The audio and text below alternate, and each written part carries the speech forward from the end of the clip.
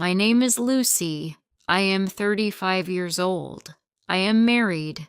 My husband's name is Patrick. He is 39 years old. Patrick and I had been married for 8 years. We did not have children. We tried for 2 years. We tried tests and appointments with doctors. It did not happen. Eventually, we stopped trying. We stopped talking about it. We told ourselves we were okay. Patrick traveled a lot for work, 3 days a week sometimes 4. Patrick said his company needed him. I believed him. I trusted him. When you marry someone, you do not doubt every sentence. You relax. I thought we were building something stable. I was wrong. One Monday afternoon, I was doing laundry. Patrick's suitcase was half open on the bed. He had just come back from a trip. I picked it up to move it. A card was inside his suitcase. It slipped out. I almost ignored it. Then I saw the front. "Happy birthday, Daddy." I froze. We do not have children. I stood there for a long time. I told myself it was a joke, maybe from a coworker's kid, maybe from a niece. I opened the card. Inside, a child's handwriting. It said, "Love you so much. Thank you for coming to my school play. Love, Noah and Lily." 2 names, 2 children. Not mine, not ours. I sat down on the floor, the card in my hands, reading it again and again. "Thank you for coming to my school play." When was the school play? Last week, Patrick said he was in meetings. I remember because I asked if we could have dinner. Patrick said no. Important meeting. Was that the school play? That night, I could not sleep. Patrick was sleeping next to me. I turned toward him. I tried to see something different in his face. Guilt, stress, fear. There was nothing, just the man I married. I lay awake, watching him sleep, wondering who he was. The next morning, the card was gone. I checked the suitcase again. I checked every pocket, every zipper. Empty. Patrick had hidden it while I was in the shower. It meant he knew. He knew I might look. He knew to be careful. I did not confront him, not yet. Instead, I searched the names online. Noah, Lily, thousands of results. Then I searched with his last name, Noah Thompson, Lily Thompson, and I saw it. A family photo posted 3 months ago on Facebook. Patrick standing beside a woman, 2 children in front of them, a boy maybe 7, a girl maybe 5. My heart stopped. I zoomed in. Same watch Patrick wears, same shoes, same jacket I bought him for Christmas. The woman's name was Carla. Her profile was public. Married, 2 kids, location 2 hours from our house, 8 years married.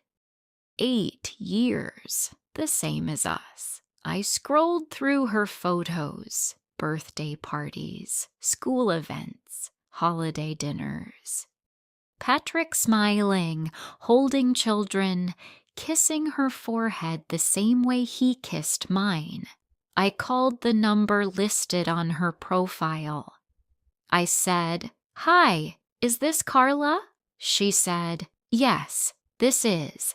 I said, "My name is Lucy. I think we are married to the same man." Silence. Then Carla laughed, not because it was funny, because it was impossible. She said, "You must be mistaken." I said, "My husband's name is Patrick Thompson. He travels for work." Carla said, "So does mine." Her voice was shaking. I said, "Does he come home on Fridays?" She said, "Yes." My legs felt weak. I said, "Does he leave Monday mornings, sometimes Sunday nights? He spends Tuesdays to Thursdays with you." Carla froze. She said, "Oh my God." The next day, we met at a cafe. I pulled out my phone and showed her wedding photos. Carla did the same. Different church, same year. Patrick married her first, 10 months before me. He married me knowing he was already a husband, already a father. I could not believe it. Carla said, "How long?" I said, 8 years. Her eyes filled with tears. Carla told me how they met at a charity event.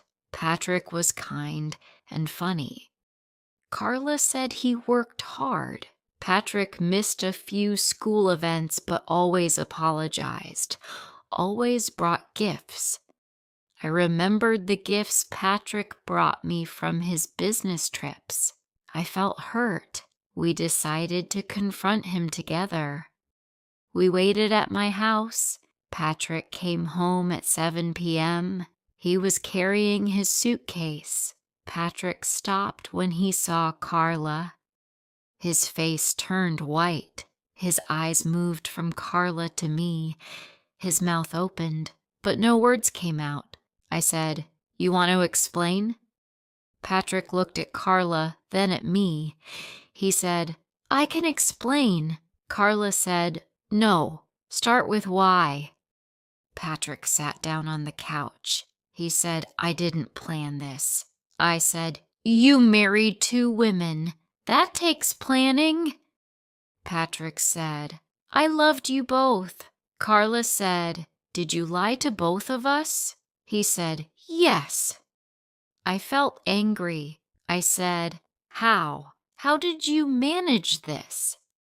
Patrick said he worked in different cities. He rented 2 apartments, one near each house. Told each of us he stayed there for work. Careful lies, separate bank accounts, separate credit cards. He said it became easier over time. I said, "Which family was real?"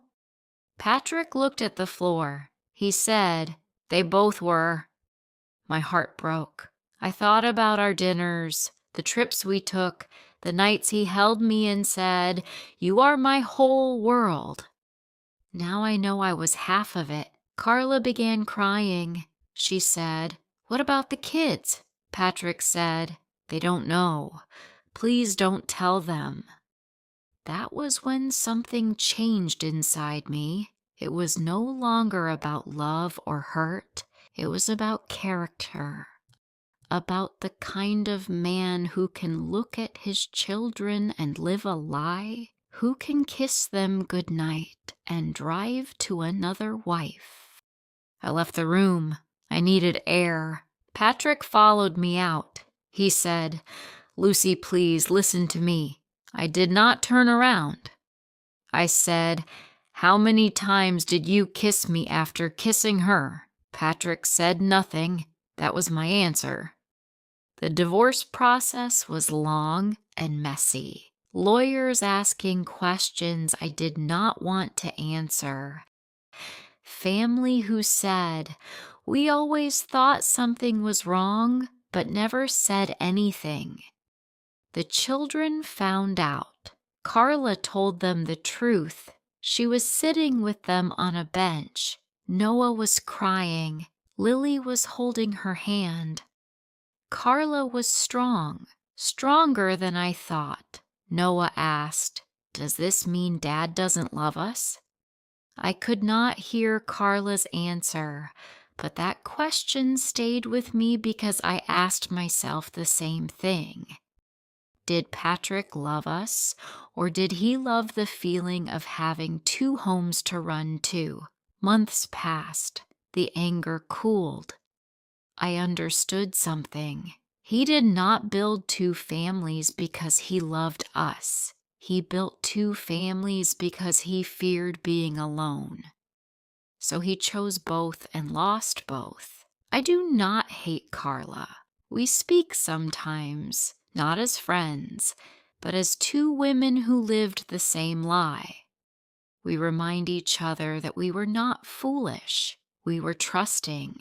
I used to think betrayal was loud, dramatic. It's not.